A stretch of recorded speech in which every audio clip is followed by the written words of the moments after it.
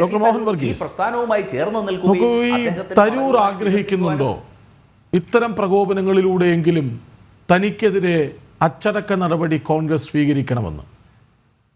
ശ്രീകൃഷ്ണരാജ്, ധൈര്യമുണ്ടെങ്കിൽ അച്ചടക്ക നടപടി എടുത്തുകൊള്ളട്ടെ എന്ന രീതിയിൽ തന്നെയാണ് കുറച്ചു കാലമായി തരൂർ മുന്നോട്ട് പോകുന്നത്. അത് ആ ഒരു ബോഡി ലാംഗ്വേജിലും ഭാഷാ പ്രയോഗത്തിലും ശൈലിയിലും എല്ലാം തന്നെ അത് വ്യക്തമാണ്. കോൺഗ്രസിനിപ്പോൾ വേണ്ടണം എന്ന ഒരു നിലപാടാണ്. അത് വേണം, വേണ്ട, വേണ്ട, വേണം. ആ രീതിയിൽ തരൂരിനെ പൂർണ്ണമായി തള്ളിക്കളയാനാവില്ല.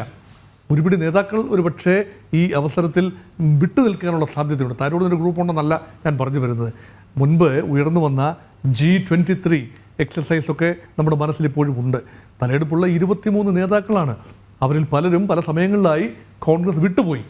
തരൂർ അവിടെ ഉറച്ചു നിന്നു. കാരണം തരൂർ തിരുവനന്തപുരം പോലെയുള്ളൊരു മണ്ഡലം പിടിച്ചെടുക്കണമെങ്കിൽ, കോൺഗ്രസിനെ നിലനിർത്തണമെങ്കിൽ തരൂർ അനിവാര്യനാണ് എന്ന ഒരു യുക്തി അത് കോൺഗ്രസിന് വേണ്ട എന്ന് പറയാനാവില്ല. അതുമാത്രമല്ല, കോൺഗ്രസിന് ദേശീയ തലത്തിൽ ക്രെഡിബിലിറ്റി ലഭിക്കുന്നതിൻ്റെ ഒരു കാരണം ഇതുപോലെയുള്ള അറിയപ്പെടുന്ന മുഖങ്ങൾ, ചിന്തകന്മാർ, അവരൊക്കെ കോൺഗ്രസിനൊരു മുതൽക്കൂട്ടാണ്.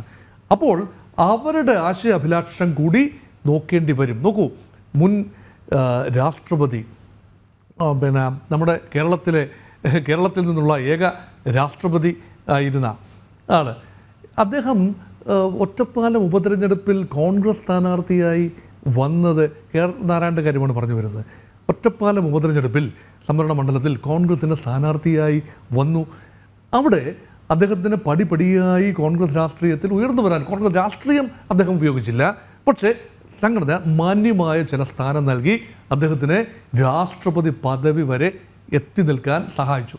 അതിനുള്ള പ്രധാന കാരണം ഡൈനാസ്റ്റിക് പൊളിറ്റിക്സിനെ അദ്ദേഹം എതിർത്തില്ല. ഒരു രീതിയിലും കോൺഗ്രസിനേക്കാൾ തലപ്പൊക്കത്തിൽ അദ്ദേഹം വളർന്നില്ല. ആ രീതിയിൽ തന്നെ നിന്നു.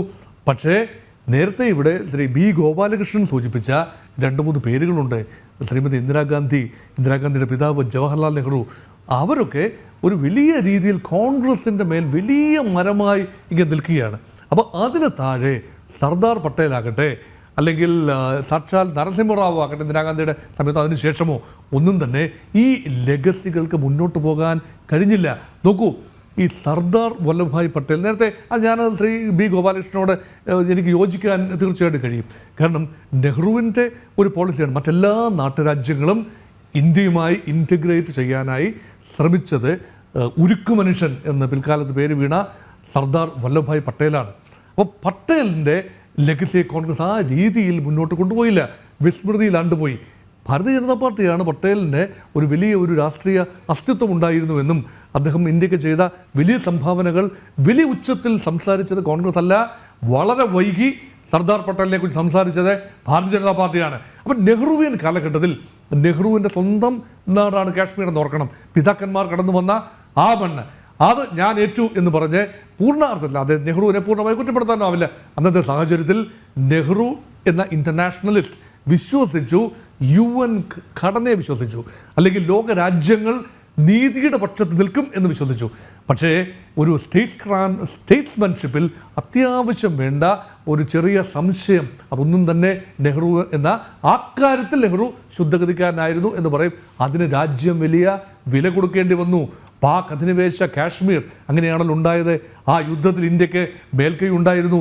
അത് കാശ്മീർ വിട്ടുകൊടുക്കേണ്ട യാതൊരു കാര്യവുമില്ലായിരുന്നു. ലൈൻ ഓഫ് കൺട്രോൾ ആ രീതിയിൽ അംഗീകരിക്കേണ്ട ഒരു കാര്യവുമില്ലായിരുന്നു.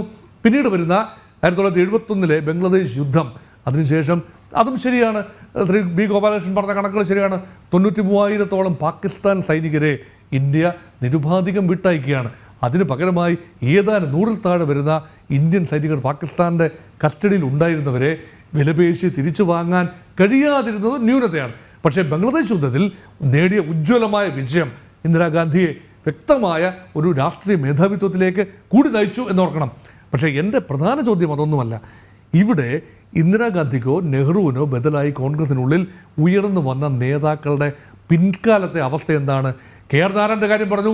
ആർക്കും ബദലായി ഉയർന്നു വന്ന ആളല്ല, നിർദോഷിയായ ആളാണ്, സർവ്വസമ്മതനായ ആളാണ്, സ്വീകാര്യനായ ആളാണ്. അദ്ദേഹം പ്രസിഡന്റ് പദവി വരെ ഉയർന്നു. അതേസമയം തരൂർ അങ്ങനെയല്ല. തരൂർ സ്വല്പം വോക്കലാണ്. തരൂർ ജെനുവിൻ ഗ്ലോബൽ ആണ്. അദ്ദേഹത്തിൻ്റെതായ അഭിപ്രായങ്ങൾ ചില ചട്ടക്കൂടിനുള്ളിൽ നിന്നുകൊണ്ട് പറയാൻ തയ്യാറല്ല അദ്ദേഹം. അതുകൊണ്ടാണ് അദ്ദേഹത്തെ നിലനിർത്താൻ ബുദ്ധിമുട്ടുന്ന കോൺഗ്രസ്, അദ്ദേഹത്തെ തല്ലിപ്പറഞ്ഞ് വിടാനും ബുദ്ധിമുട്ടാണ്. ആ ഒരു ഇടം തരൂർ മനസ്സിലാക്കി കോൺഗ്രസ് നേതൃത്വവുമായി എങ്ങനെ ഡീൽ ചെയ്ത് പോകാം. അപ്പോൾ അദ്ദേഹം ഒരു പ്രസ്താവന നടത്തും, പ്രധാനപ്പെട്ട എല്ലായിടത്തും കൊള്ളുന്ന പ്രസ്താവന, എന്നിട്ട് ഹി വിൽ ഫെയിൻ ഇഗ്നറൻസ്. ഞാൻ അങ്ങനെയൊന്നും ഉദ്ദേശിച്ചല്ല പറഞ്ഞത്, അങ്ങനെ പറഞ്ഞു, അതെൻ്റെ അഭിപ്രായമാണ് എന്ന് പറഞ്ഞിട്ട് പിന്നെ കോൺഗ്രസ് ഫയർ ഫൈറ്റിങ്ങിന് വേണ്ടി വലിയ രീതിയിൽ അധ്വാനിക്കുന്ന ഒരു കാഴ്ച കണ്ടു. അതുകൊണ്ടാണ് കോൺഗ്രസ്സിന് തരൂരിനെ തള്ളാനും വയ്യ, കൊള്ളാനും വയ്യ. ഏറ്റവും അവസാനത്തെ ഉദാഹരണമാണ് കഴിഞ്ഞ ദിവസം സംഭവിച്ചത്. BJPയുടെ അല്ലെങ്കിൽ കേന്ദ്ര സർക്കാരിൻ്റെ ഹാൻഡ് പിക്ഡ് മുഖമായി തരൂർ വരികയാണ്.